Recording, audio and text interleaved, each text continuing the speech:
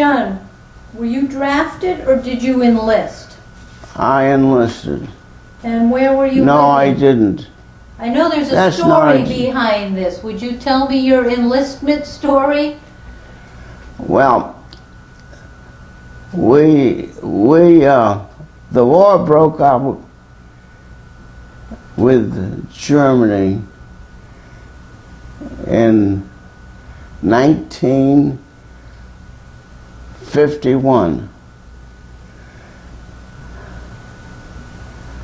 I can't remember the month. I think it was December 7th, 1980, 91, no, 81, no, 71, I got it, no, 41. I got it right finally. Because we're talking about World War II, right?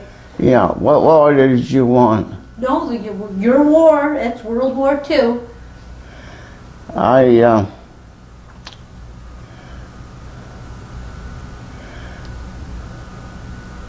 I rushed down, and at that point they needed thousands of naval officers. The Naval Academy could not produce them. So they came up with a program called V7. And you had to graduate from college, and they interviewed you.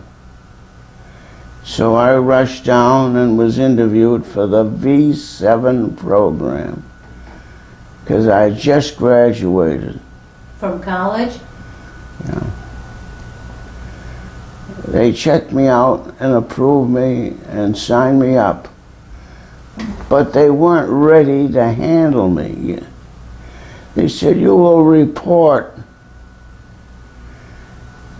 to a midshipman school we have at Columbia University in the spring of next year, 1942. We will have it ready then. And I did so report. What did you do in between the date where you signed up and they accepted you in the spring? So you had a few months' time in there. Did you just go home and wait? You know, I can't recall too well, but I did work, and I can't remember where I worked. Now, where were you living at the time? Simsbury. Simsbury, Connecticut? Yeah. You were living there, and when the war started? Yes. And why did you pick the Navy? I love the Navy. You had always loved the Navy? What? Look at me as a little boy. Well, I've got a Navy suit. Oh, so you, See? yes. See? And so you loved the Navy since you were a little boy, so there was no choice. That was a clear That's right. decision for you. Once you reported to Columbia University, was that for your basic training? That was it. And what was that training like? Standard type of initial training. It consisted of, I think, 1 month when you were an able seaman. That's the lowest there is when you start. After a month, I became a midshipman. And then you had spent 4 months as a midshipman. And then you graduated with an ensign's commission.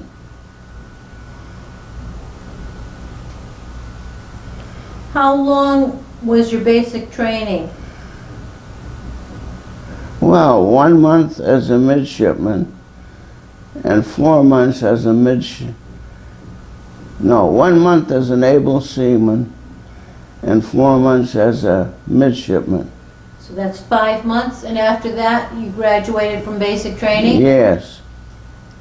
So this must have been the spring of 1942. Right. After your graduation from basic training, where did you go? They gave us our choice, which they don't do anymore. Can you imagine? No. I could have had a battleship here, a cruiser there, anything I wanted, but they stopped doing that. Wow. And what did you choose? They gave you a list of assignments. You could pick any one you wanted. I picked a category that said local defense, Miami, Florida. I figured I'd be pretty safe. So did you go immediately to Miami, Florida? Yes, I did immediately. Do you from basic training at Columbia, do you recall any of your instructors? What's that? From basic training, do you recall any of your instructors? Not a one. Not very memorable. All right, what was Miami, Florida like? What did you do there? Nice and warm. And Well, what I did there was a program, that was the V7 program, and we were concentrating all our anti-submarine work on the ships that were supplying England.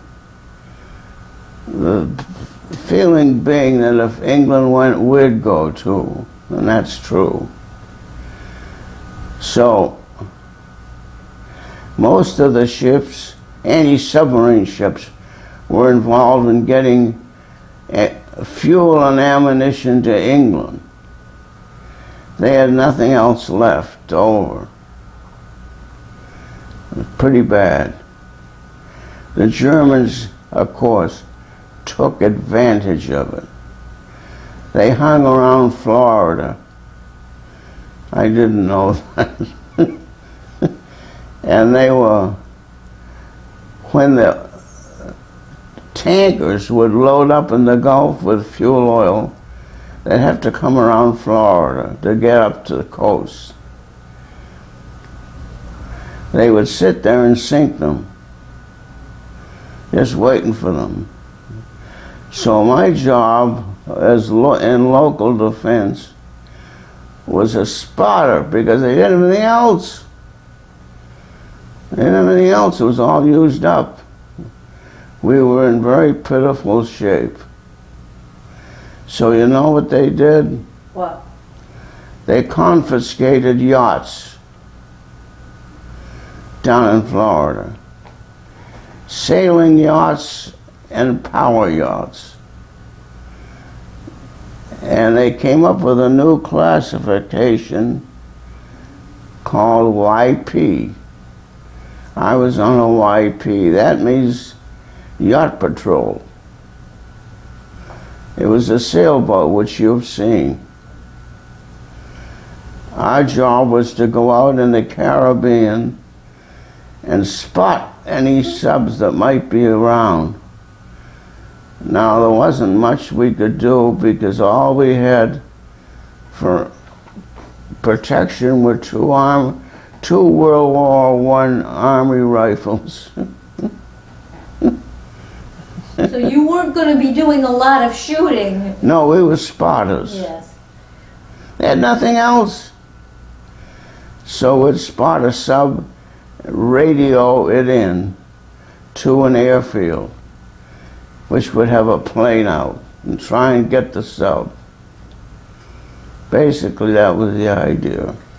Now, the yard patrol category that was created, you were on a confiscated yacht. Can you tell me something about that yacht? What was its name and what kind of a yacht was it? It was a sailboat, 76 feet long, owned by a wealthy Connecticut man, a millionaire who could afford something like that. And it was just to say, yawl. They called it a yawl.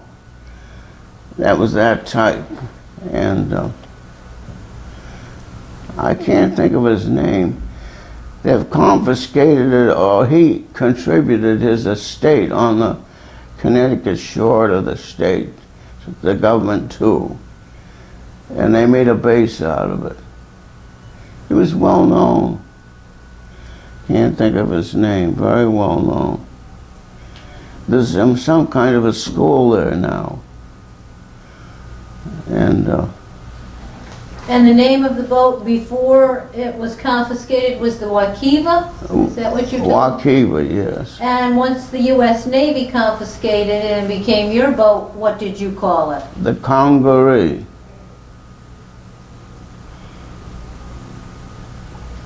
Prior to the war, John, did you have any sailing experience? Minor. So you basically learned everything in basic training. Can you tell me what a typical day was like for you as a spotter? We'd get up, have breakfast. Where were you located, at a base in Florida? No, I was on the Wakiva. Oh, that's where you slept? Yes. So you were out at sea the whole time? You didn't go into base every night? No. How big was your crew? The crew picture that I saw, which was about a dozen men. So Right. You would stay on board for how many days? We had a cook. Yeah? How many days at a time would you stay out at sea? Out 6 in 2. So the 6 days that you were out at sea, you would just stay on board the whole time in the middle of the ocean? Yes, we did. So so your typical day, you would get up in the morning. Have breakfast. Trying to think what we did. Well, you look in all directions to see anything out there. Did you ever spot any German submarines? Oh, yes. And what was your job on board? Radio it in. So you would radio it in when you would spot the German submarines? Yeah. For how long did you have this assignment? That assignment lasted about 10 months. Then they began producing more and more regular anti-submarine ships. And they took over. So we were relieved. So you left the USS Congaree? I was relieved from the USS Congaree. And where did you go? They gave it back to the owner. What boat did you move on to? What boat did you move on to after the Congaree? I was assigned to the Gulf Sea Frontier on the Admiral's staff. Which admiral? Can't even remember him. Oh. What were your duties on the Gulf Sea Frontier? Communications, coding and anti-coding, code breaking. Where were you located for this? Still Miami. Oh, you were still in Miami, Florida? Yeah. Did you have any experience with codes before the war? So you learned that on the job as well? No, I had not. They sent me to communications school. Where? Harvard. For how long? 6 months.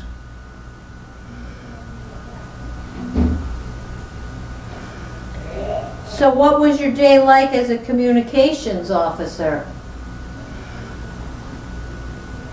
You stayed right on in the I was base? a shore job. And it's like going to school. So you had an office you would report to every day? Yeah, And you the would, commander. and what was that duty like? Completely different than being out at sea spotting. Oh yes, it was a desk job. How long did you do that?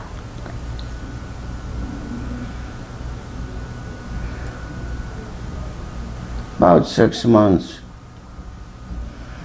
Then the big event happened. What? They signed up women. They came out with the waves, whose job was to relieve all of us so we could go to sea. So, did a woman take over your job as communications? Yes, they did. And then where were you assigned? To a ship. What was the name of it? It was a destroyer, USS McGowan. Now, what does a destroyer do? We were sent to join the fleet in the Pacific.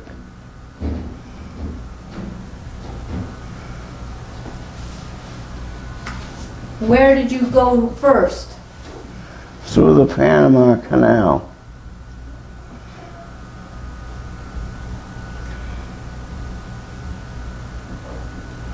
Now, a destroyer is a lot different than the yard patrol you were originally stationed on. What can you tell me about a destroyer? They're not different than what? Than the yard patrol? Oh, yes, they are. Can you tell me how they're different? What's a destroyer like? Well, it's about 300 feet long. They have a major battery of guns. They have depth charges. They have 20 millimeter anti-aircraft. They have 40 millimeter aircraft, air artillery. They have depth charges. They have sonar. All things I had to learn. What was your job on board? Communications officer. Oh, so you stayed in that field. When you left the United States, did you know that you were headed for the Pacific? Oh yes. So you knew what you were going into? Yes, we did. How big was the crew on the destroyer?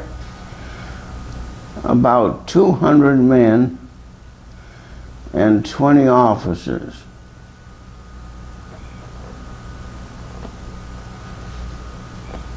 What was your first stop at the Pacific? We were prepared and trained to join the Pacific Fleet in an operation to capture Saipan. Can you describe that mission for me?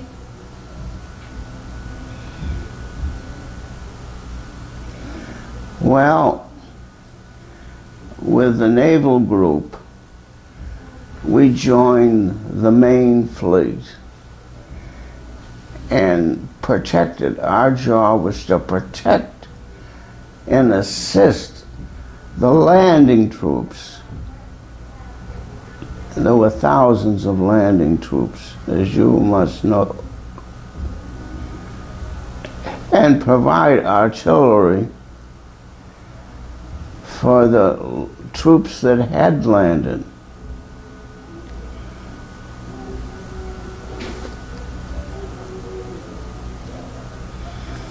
So what was the day of battle like? Do you recall? Noisy. It was like any war. People got killed.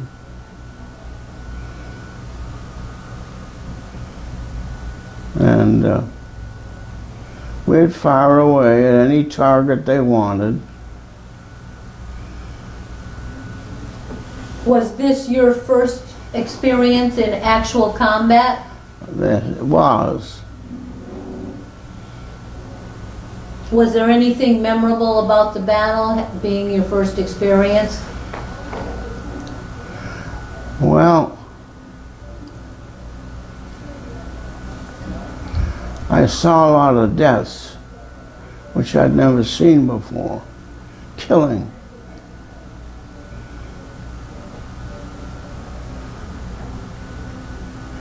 The destroyer that took our place in the firing was immediately hit. And there were about 80 casualties. Arms and legs everywhere. So I got a good taste of what war was.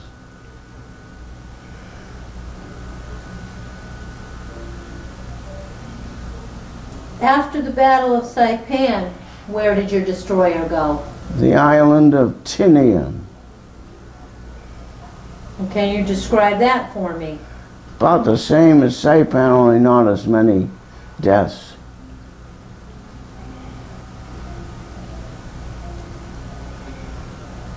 Now, and this was your second battle in actual combat. Yeah. You knew now that after experiencing Saipan, you knew what you were in for. Yeah, we did. And did that affect you at all? How would it affect me? Well, knowing what you were in for the first battle, you didn't really know what to Oh, that's expect. right. I wanted to go home. You did? I'm guessing they didn't let anybody. Nobody went home. I didn't think it was like the movies. It was nasty. Did your ship, the USS McGowan, have any casualties? Yes. Do you recall how many? One. Which battle was that?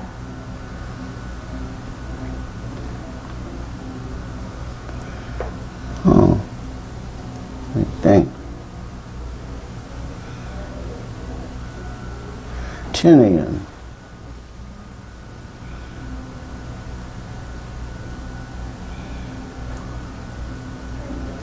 After the Battle of Tinian, where did you go? Guam. Can you describe what it was like at It Guam? wasn't as bad. All we did was shell some. See, Guam was our island, but the Japanese had captured it and made a naval base out of it. So there was only some shelling of certain forts. It wasn't too bad. That wasn't bad. Now, at all these battles, and for example, in Guam, when we recaptured the island, does the Navy get to go on shore afterwards, or do you always stay in the boat? Oh, I stayed. We stayed on the boat. You never got to, so you never went It on was just shore? artillery. It was just artillery, firing on selected targets. So this whole time, you were on boats and then at sea, you never Oh, got I to never got sleep in ashore. a barracks? I never got ashore. After Guam, where did you go?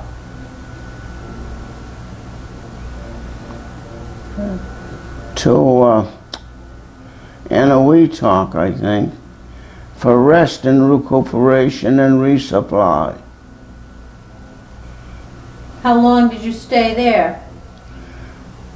I can't remember. But it did give us a rest. Which by now I'm sure you needed after battles at Saipan, Tinian, and Guam, all Yeah. three Yeah. big battles. After your R&R at Eniwetok, where did you go? After Guam, Uh-huh. this is a little hazy, but I think and sticks in my mind an island called Manus, M-A-N-U-S. Similar to Guam, shall provide artillery for the landing troops. And it's the same routine. Manus, as I recall. We captured that. After Manus, where did you go? We prepared for the invasion of the Philippines. Did you know that that is what you were preparing for? Oh, yeah. How did you prepare for that invasion? Well, we got our supplies in order and studied the landing beach, what our part would be, and was wrote letters home. Was your part for the invasion of the Philippines again to provide artillery to whatever targets they gave you?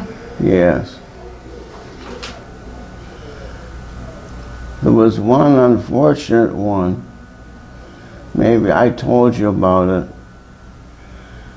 They ordered us to shell the hospital. On the Philippines? Do you know Yeah. what town, what area? This isn't nice, is it? You're supposed to report these things? Yeah, whatever your experience was, John. The good, the bad, the indifferent. No, they said shell the hospital. Where was this hospital?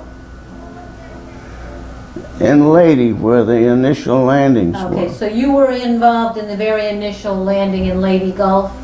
They thought that the Japanese were making a headquarters there.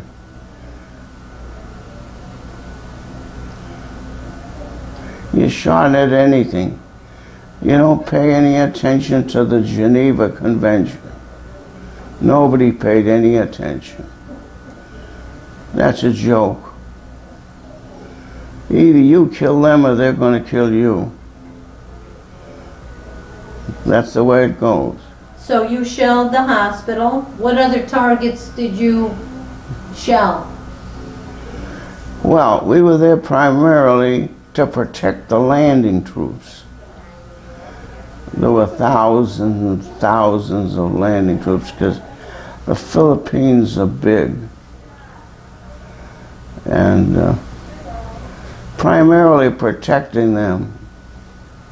That must have been quite a sight in the water with how many ships we had amassed It there. was immense. Do you have any photographs of that? Yeah, I got a picture of me and 3 little Filipino boys when I went ashore once to look around. But not very exciting. In the Battle of Leyte, do you recall any incidents from that battle and what it was like? Well, the Japanese couldn't tolerate our getting that close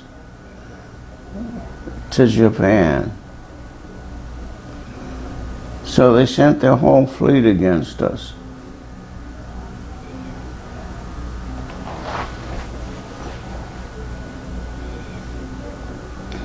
Was this at Leyte?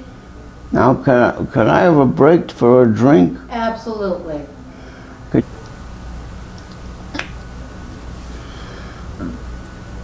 Okay, so John, you said at Leyte you actually got to go on shore. All the other islands you hadn't been able to go on shore. At Leyte, That's right. did you go on shore after the battle just for a short period, or did you actually stay on shore? Well, I took a long period. I just wandered around, And what was it like? getting acquainted with the Filipino people. They were very nice. They were glad to see us. But before I could do that, we had to defeat them. It wouldn't have been safe to go ashore. For a man who thought he was going to be in some safe duty defending the coast, you sure got yourself involved in a lot of high-profile battles. Yeah. Well, the Japanese didn't like what we did. And they decided they had to destroy it. So they sent their fleet down from Japan.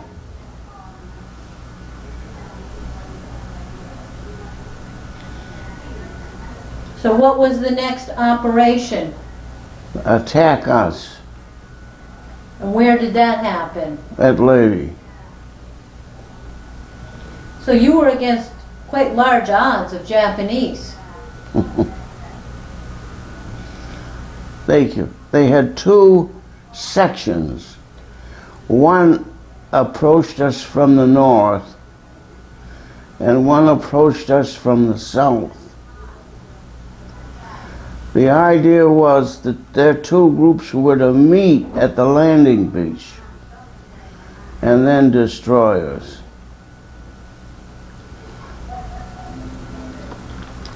And as we know, that did not happen. No, because we stopped the southern group. And without the southern group, the northern group retreated back to Japan. It culminated in the largest ship-to-ship battle of the war. We sank about 20 of their ships. Did you have any casualties? Yeah, Do you recall how many? me, You got wounded? yeah. Oh, what happened? Well, it's a big joke.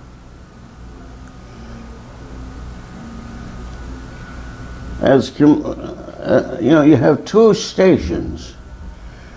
You have one normal station when there's no combat.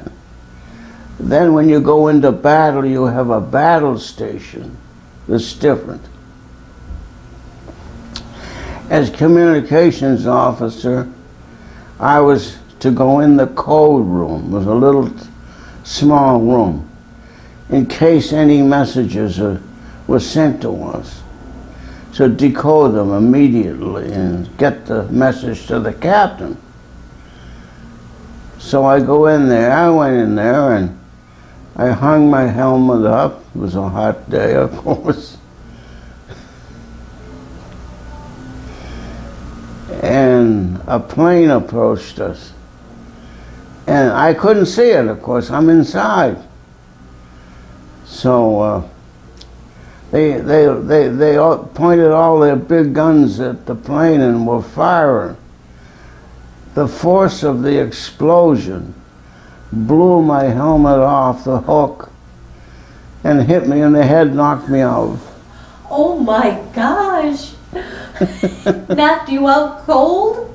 Yeah, I thought I was dead. Oh my gosh! The force was strong. And that was from your own guns. So I said to the Captain, I ought to get the Purple Heart for this. He said, get out of here. He threw me out of his office. I tried. Were you the only casualty aboard, a lady? Yeah, I was the only one. And no Purple Heart? No Purple Heart, but the men made up one. They did? And had a little ceremony and gave it to me, yeah. They thought I should get it. I was lying out for quite a while. Speaking of the Purple Heart, did you receive any awards or medals? Mainly area ribbons.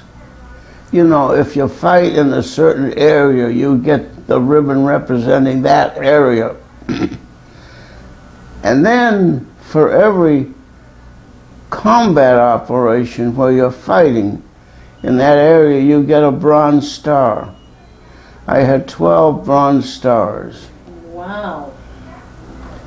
So you ended up being in 12 different operations of combat. Mm-hmm.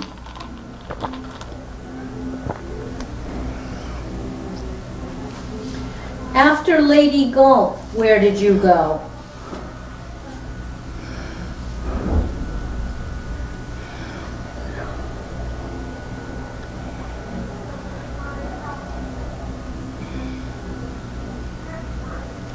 Well, we were there a long time. We're talking weeks? A series of jobs, maybe 8 months. Oh, you were at Lady for that Yeah. long. Wow. What were the things you did in that 8 months? Well, we had a big naval battle. After that? When you stayed there, did you stay on board the ship or could you go on shore? That's when I went ashore, once everything settled down. Then the next operation was to capture and subdue an island called Mindaro. That was going to be the staging point for the invasion of Luzon. And we had to escort the supplies up there and to provide air protection. So did you capture Mindaro? Yes, we did. And then the next thing we had to do was to take Luzon, the big island. And that's when things had settled down quietly a little bit, MacArthur appeared for the first time. Now I know you told me a story about that. Yeah. Would you share that on videotape? Did you actually get to see MacArthur? Oh yeah. And what was his entrance like? Well, he's the best actor I ever saw. He's a grand actor. You've seen him, boy, he can act, that guy. And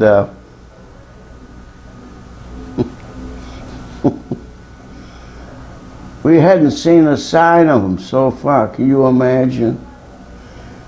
You know, he gave the promise, I shall return. Well, we'd captured Lady, and the first thing the Navy does is make an officers' club. Simple as it is. A few thatch roof with native labor and some wooden tables. The idea being you cannot drink on board a Navy ship. So the minute you set up an officers' club, and you do that immediately, you can get a drink. So that's very important. Now they got this little simple officers' club built by native labor, and that's the picture I've got. Some of the boys there, and there wasn't the Japanese for miles, and it's not big, so you have to take your turn. You can't hold, but you get a drink. We carry beer. We can't drink it, but we can carry it. So the captain sends you ashore with a load of beer. Cold beer, you get your beer. We're up there one day drinking. Our turn, you get 2 beers. And one of the lads noticed activity on the beach. Said, Jesus, something happened down the beach. What's that? The guy said, we'd had a couple of beers when we were a little woozy. We said, oh my God, it was MacArthur arriving finally. He finally arrived. It wasn't the Japanese for miles. And he strode through the water with his staff, bellowing at the top of his lungs, I have returned. There wasn't a soul to hear him. Just the cameras. Just the camera. Well, what an actor, though. He didn't need anything else. What an actor. I have returned. So you actually got to be an eyewitness of MacArthur's return to the Philippines. I did. I was about to, well, the other guys with me at the officers' club, that I described. And they all started to laugh. We all yelled out, "Come on up for a drink, Doug."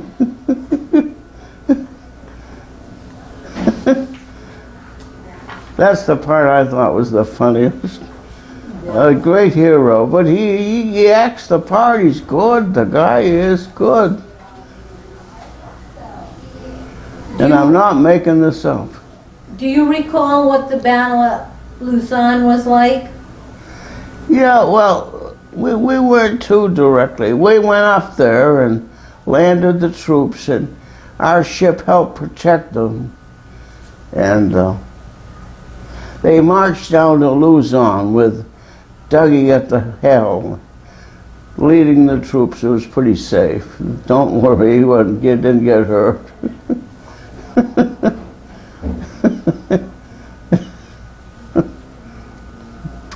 And after Luzon, where did you go?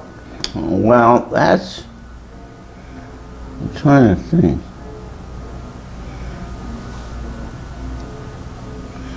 That took a long time. But there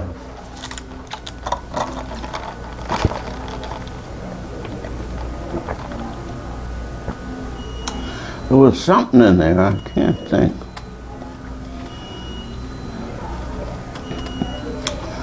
Notice, one thing you should notice, we never go back to a base. We're at sea all the time. How long would you say you were out to sea? 2 years. With no base. No base. Oh my. We reprovision at atolls. You know what an atoll is, and it's a safe anchorage, and it's surrounded by a coral ring. And you meet supply ships there, and they're all waiting for you. They can't allow you to go back to Pearl Harbor.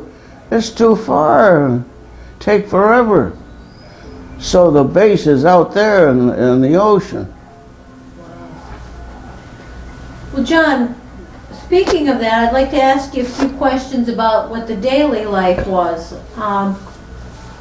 Being out at sea like that, how did you stay in touch with your family?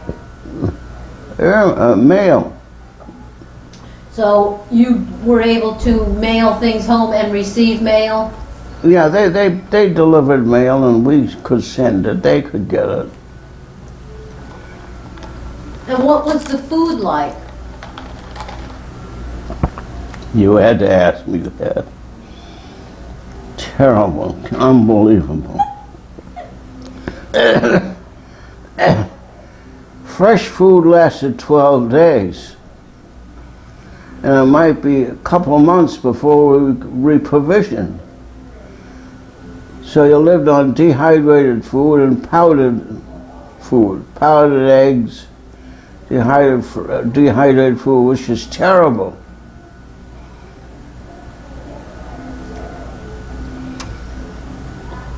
So I bet you were happy when you saw those resupply ships.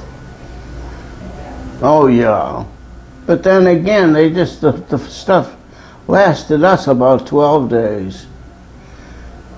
But the big ships, the battleships, cruisers, they could hold fresh stuff for a long period of time. We couldn't. We didn't have the space. That was our problem. Wow. Refrigerator space. Did you have sufficient supplies of other things that you needed? Oh yeah. Bullets. We got a lot of bullets. So you never had to worry about ammunition or clothing? Not so much, very rarely. Food was the big problem. Did you feel pressure or stress?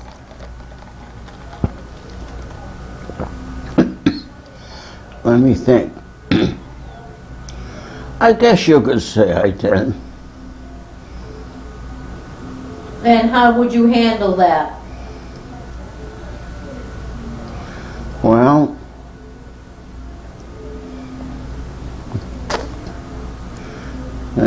tighten up the belt. Nothing you could do. Was there anything that you did for good luck? Hey, good luck. You know, some guys have a rabbit foot or wear medals. Oh, there was a lot of gambling. They played cards for money. I didn't. That's not my bag. I didn't do much of anything. Well, what did other people do for entertainment on board, besides gambling? Well, what happens, you have yourself to entertain. So what ships do in a situation like that, they come together and swap movies. And because, of course, once you've seen a movie, you've seen it. And we'd get a movie from other ships and trade. You trade, that was a big thing, you trade. We'll trade you Betty Grable for... So you had movies on board. Did Oh, they yeah. have anything else for recreation? No, nothing. Did you ever see a USO show? They never came out. No. Now, do you recall ever getting leave from a ship other than that time your whole ship got R&R at any Weetonk? Did you get any kind of leave at any other time?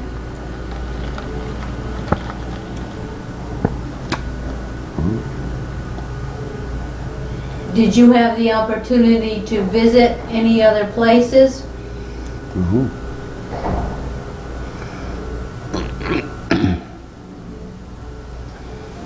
Other than the MacArthur coming ashore story, do you recall any other humorous events? Yes. We never saw a woman once.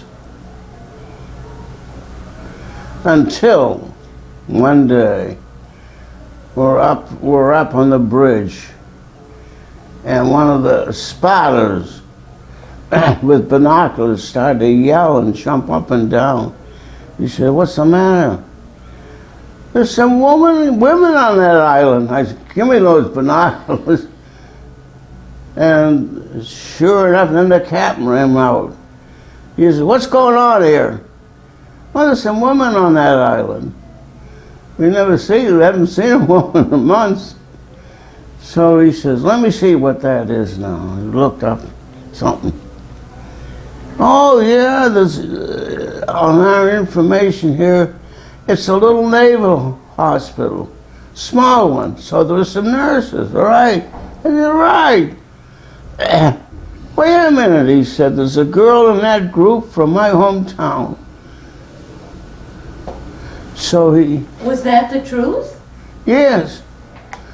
So he sent a message to invite six nurses to come out as our guests for the day.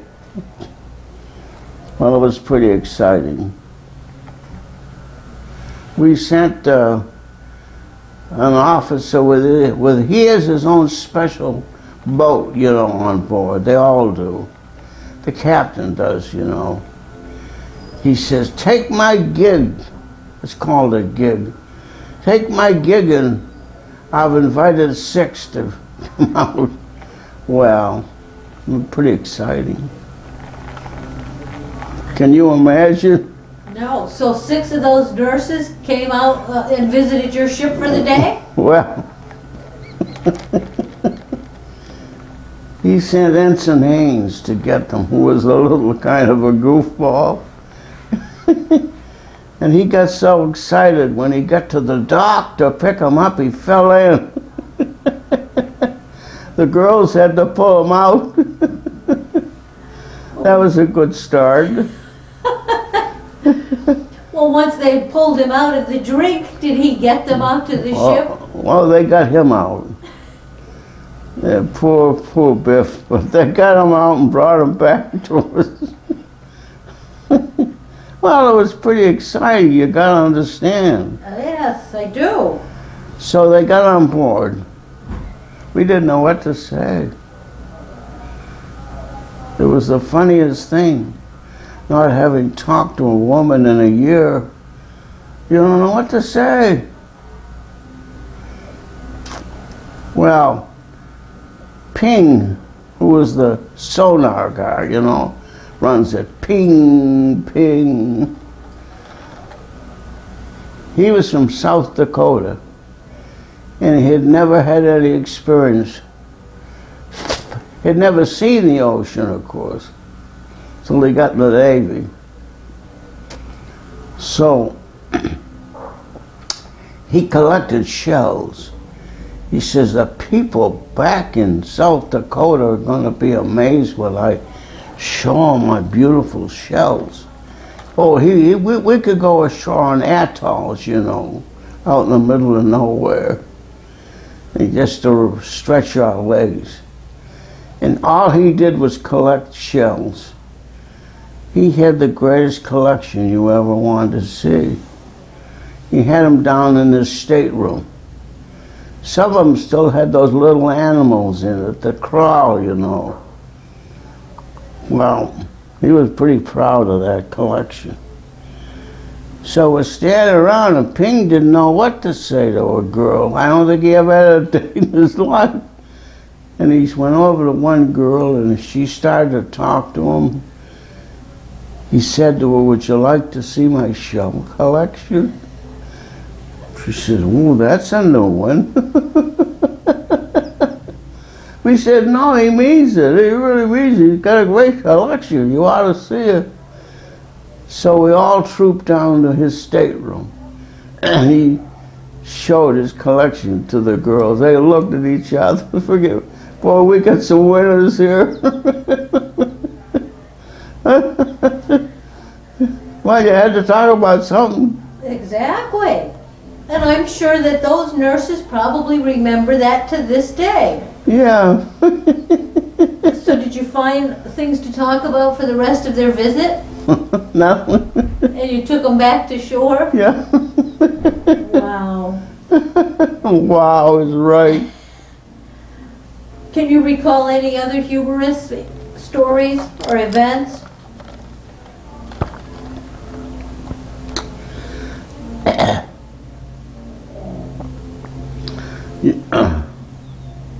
You want humorous stories? Yes, or if you can't recall anything humorous, you can tell me about some memorable experiences. Well, the war was finally over and they sent us back. Do you recall where you were when you heard that the war ended? Off the coast of Japan. We were there when they dropped the bomb. And what was the reaction of your crew? Harry Truman is our hero.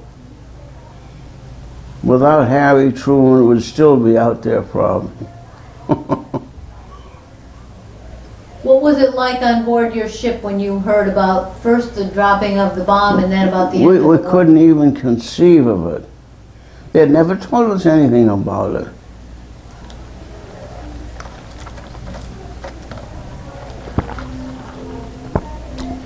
So we headed back. Where were you headed to? Hawaii? No, back home. So you were going to go San Francisco. Oh. After 2 years, I think it's about time. And then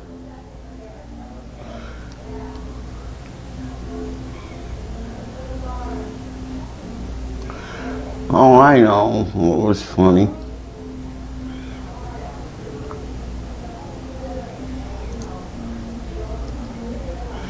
We're heading back, and the shortest route back is go north. Does that surprise you? Because the world is round, and to go from Hawaii to San Francisco isn't straight. That's the middle of the earth. It's the longest. So we went back by way of Alaska. And we got up in Alaska, and we anchored to get fuel. And I looked over, and there's a Russian ship. Now, Russia was an ally, right? We never saw them, never saw them. the captain says, oh, there's a Russian ship. Pretty big one. I don't know what it was. So he said, you know, I got an invitation to visit. They want 6 officers over to visit. I think they're trying to become friendly. So he says, this would be a good way to get intelligence.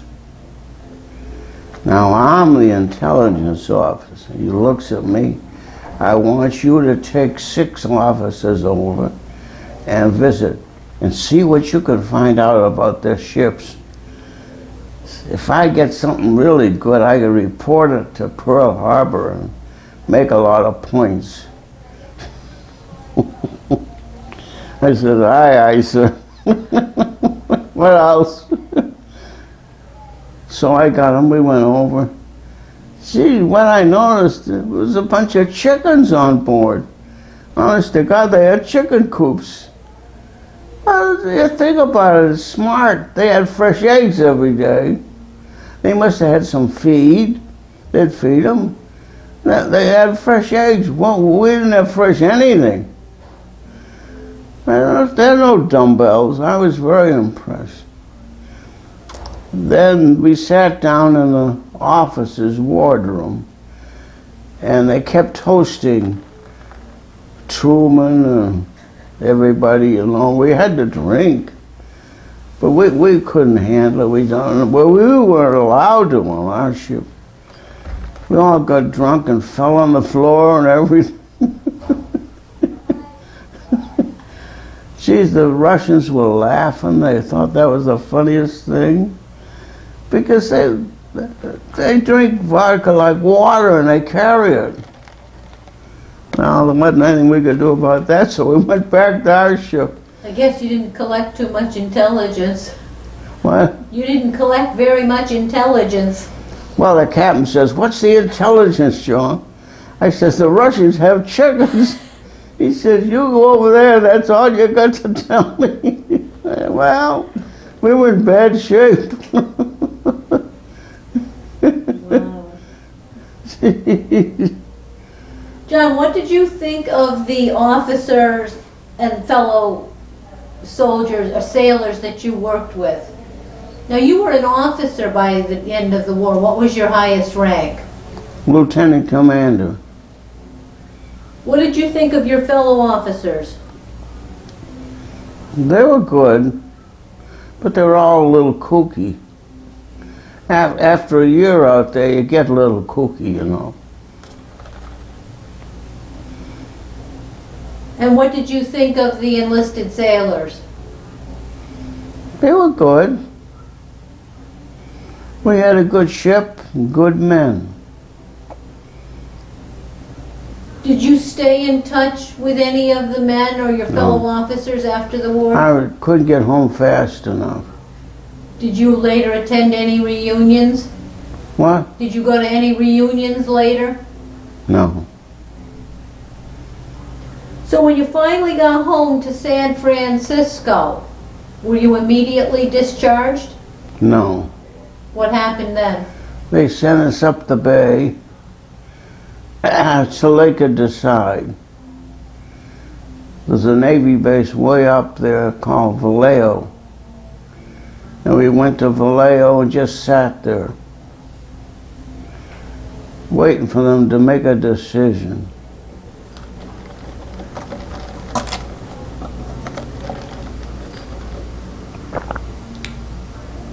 What did they finally decide? They sold the ship to the Peruvian Navy. And then were you discharged? Right after that. Now, when you were discharged, you were at Vallejo? What? They discharged you from Vallejo? Yeah. And then, Well, you go into San Francisco for all the paperwork. And then how did you get home to Connecticut? You won't believe this.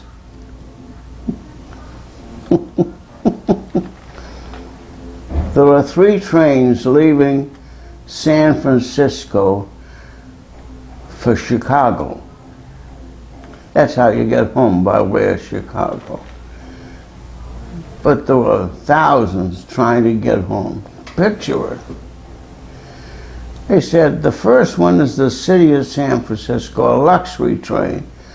But all the people that have been planning trips east have signed up all the seats, or none left. Then the next train is the Overland Express. That's not too bad. All the seats are signed up. Then the third one is called the Soldiers Express, or something like that. It's all military, not a civilian one. We wouldn't dare get on it. It's so awful. They have one dining car and thousands of soldiers. So when you get your papers and they see you going on the Soldiers Express, which isn't express, the girl that processes them said, "Would you like some advice?" I said, "Yeah, sure." Go down to the city of Paris. City of Paris is a famous department store out there. Down in the basement, they have a department that specializes in you people. You can buy a picnic lunch, a big one. You'll need it. Can you imagine thousands of soldiers in one dining car? Can't get in. So did you go buy your picnic lunch? I got my picnic lunch. The train started. You even put a bottle of wine in there. Really, they figure you'll need it. Well, I sat there with my beautiful picnic lunch. The guys made a charge for the poor little dining room. About a 20th that could get in, that was it. I'm sitting there with this lunch. What could I say? I said, "Join me, guys." That disappeared in about 10 minutes. Wow. But this is what the train conductor did.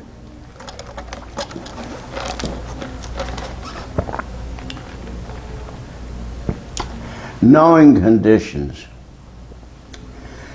he made an announcement. "Guys, I know you're not going to have much of a chance to eat. If you don't follow my instructions, you'll starve to death."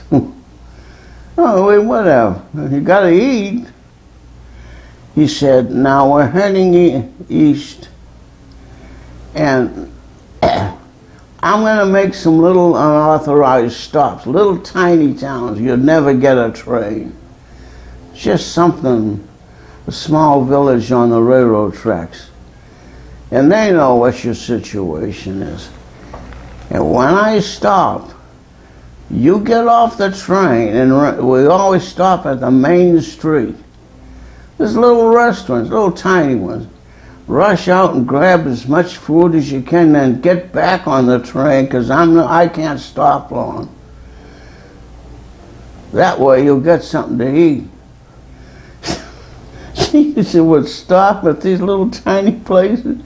There's a mass exodus down the main street, grabbing every bit of food we could get and jumping." But he said, "Don't take long, I'm going to take off. You hear me, toot toot, you get back on." And we did. We got back on and had a little something to eat. And that's the way we did it till we got to Chicago. Wasn't that a great greeting? From terrible food on board to no food. To no food, yes, right. What happened in Chicago? Did you change to a different train? Oh yeah, they had plenty of dining cars. So then you traveled a regular train to Connecticut? Regular train, yeah. Now, did the folks at home know you were coming back? I don't think so, no. Do you remember what it was like when you arrived? There wasn't anybody there. Where did you arrive in Connecticut? The train station in Hartford? No. At that time I lived in Massachusetts. Oh, And I was going outside of Boston. oh. So But where were you living when the war started? Massachusetts. Oh, what city? Lowell. Okay, because I thought we had Simsbury. Okay, so you were living in Lowell, Massachusetts. So you were returned home there. When I returned home then. Do you recall what you did in those days and weeks right after you got home? I ate fresh food, all I could. I had mountains of lettuce and tomatoes. And I couldn't get enough fresh food. Did you go back to school? Now, you had already received your college degree before you went into the service. Yeah. Did you go back on the GI Bill for any further? Yes. Where did you go and what did you study? Michigan. University of Michigan? Yes. What did you study? BA, Business Administration. MBA, I got my master's. And then what did you do? Hung out with the guys. What did you do for a career? See, I joined the 5220 Club. What's They that? gave us $20 every, no, yeah, 5220. They gave us $20 every week for spending money. We go down and collect it. And then we get down to the local bar, have beers and chat and stuff. They called it the 5220 Club. I never heard of that. Why did they give you $20? Jesus, millions of guys got it. Was it because you were military? Yes. Oh, and this was everywhere in the United States? What? This was everywhere across the nation? Yes. So it was $20, and how long did that go on? Was there a limited amount of time? Not very long. Oh, But we hung out and buy beer, you know, a beer now and then, and chat. and what did you do for a career? Where did you work? Hartford. So after you got your MBA, you got a job in Hartford?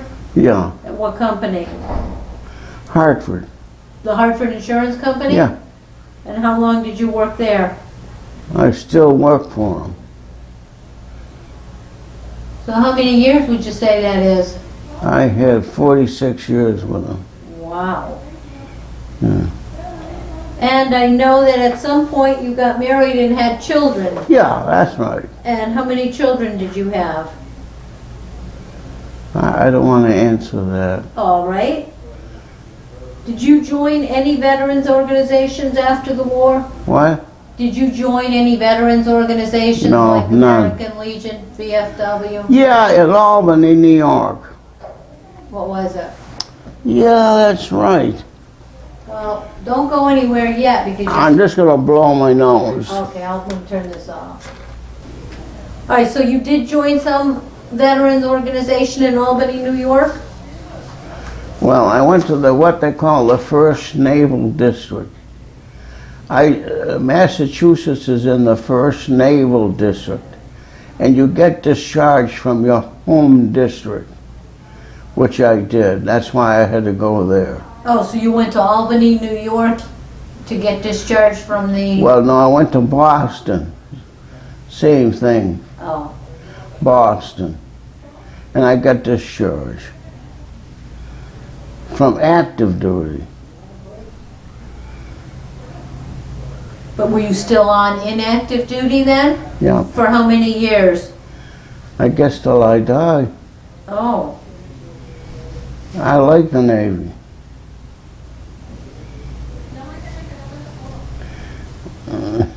In spite of everything. how did your service and your military experiences affect your life? Tremendously. In what ways? Number one, it delayed my ever getting married. So I had a small family. But at sea. And delayed my getting a permanent job, I was at sea. So it made a big difference.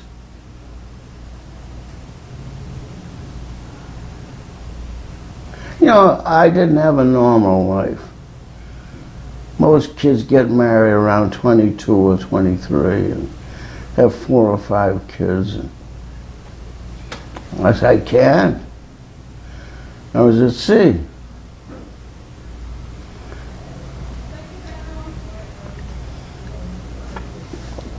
Are there any other memorable incidences that you can remember from the time you were in the military? Yeah. Could you tell me about that? Well, I was about to a little while ago. When the war ended, I was in Japan. Not fighting, because the war was over. But they sent us back finally. And as I said, the shortest route is by way of Alaska. So we went home by way of Alaska. And I secured all that secret information about the chickens. Captain, they got chickens. Well, it makes sense, doesn't it? Yes. You would call them dummies. Listen, they're pretty smart. They had fresh eggs every day. I'll give them credit for that. Well, we got in Pearl Harbor. The war's over. Back then, they had what they call Navy Day. They celebrated it every year, the Navy, in October. Well, it's October. We're on the way home. Hallelujah. And when we got in Pearl Harbor. I thought you didn't go that way. No, we came down to Pearl from ADAC, you know, the Aleutians. Oh. From Japan, we went by way of ADAC because it's the shortest route. So the captain said, well, John, we pulled in there, we're sitting there, and we were notified they're going to celebrate Navy Day. So we're going to be part of it. And he said, we're going to visit every single island in the Hawaiian chain and celebrate the Navy. That even includes, and he looked at me, Kauai. It's tiny and no naval vessel has ever been there. So small you can hardly get in.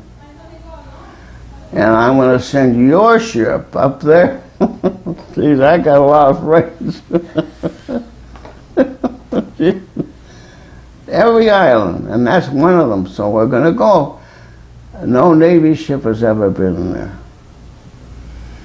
And the harbor is so shallow it can't get in. So that's your assignment. He said it to my captain, you know, you're going to go up there. So we said, boy, that'll be great. So up we went, Navy Day. And we managed to get in. First Navy ship ever been there. No cruise ship ever went there. And what was that like? What did you do? Did you go on shore? It was beautiful. Paradise. Imagine a place where there had never been any tourists. It was paradise. And everybody was, you know, real local. They'd never seen anything like this. The real thing. Did you ever go to a place where there hadn't been any tourists? Well, they weren't spoiled. So the captain called me in the first day. John, I got a job for you. I went, oh, jeez. I know this is going to be good. I said, what is it, Captain? Well, we got a notification that there's, you know, right, this isn't a big island. There's only one school for the whole island. One school. Every kid goes to the same school. And they want us to come and have some representative from the Navy talk to them about it. And this is a big event for them. I said, oh, I'll bet.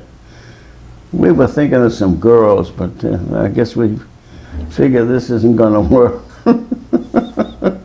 So he says, I've selected you to go and give the talk to the kids. There you go again. So I says, all right, aye, sir. And he says, now we don't have any vehicle to get over there. But the principal of the school is coming over. It's a woman in the car and pick you up and bring you over. And you give a little talk about the ship. Because tomorrow we're going to have open house. And you're going to invite all of them to visit the ship. I said, okay. The guy said to me, look, your real job, get us lined up with some of those teachers they got. We hear they got some good looking teachers from the States. Come out from the States, a good deal for them.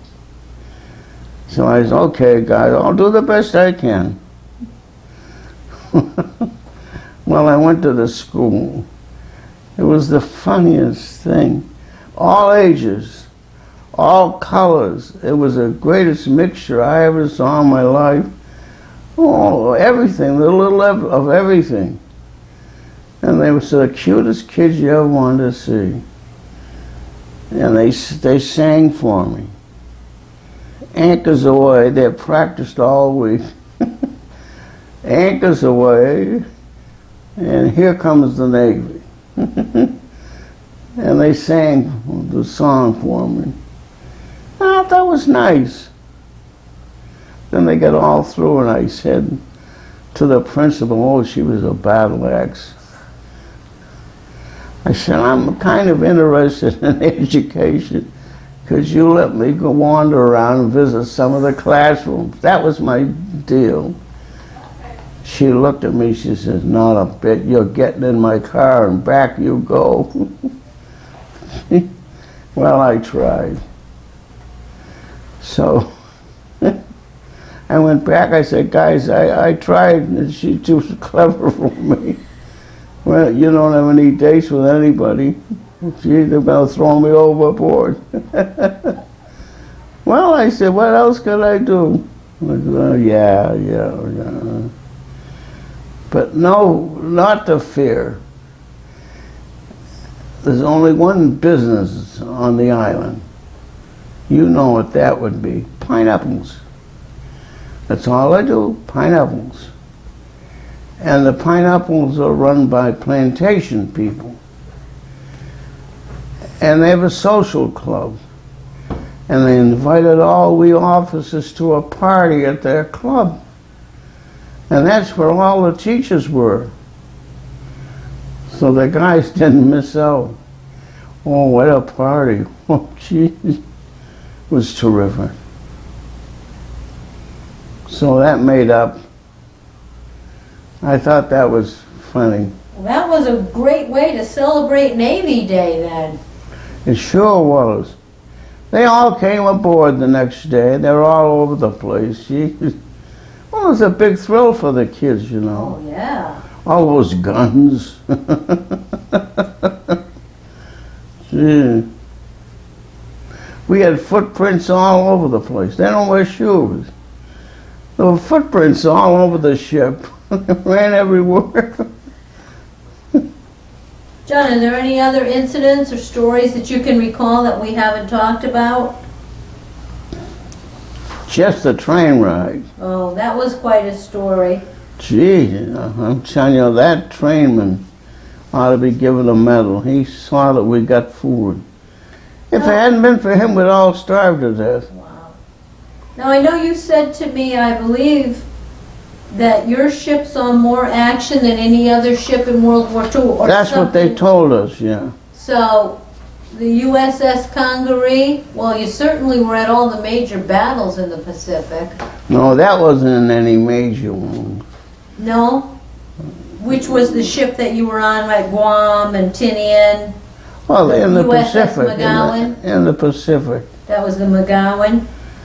Yeah, the McGowan. Do you know where that ship is located now? Is it, oh, it's in the Scrap. Peruvian? Yeah, it's probably scrapped now. Well, John, is there anything else that you'd like to add that we haven't covered? No, I think it gives you a quick overview. Isn't very romantic, is it? Well, it's history. It's reality. It's history, all right. History's never like you think it's going to be, though.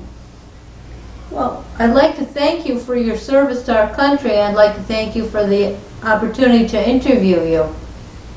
Well, you're welcome.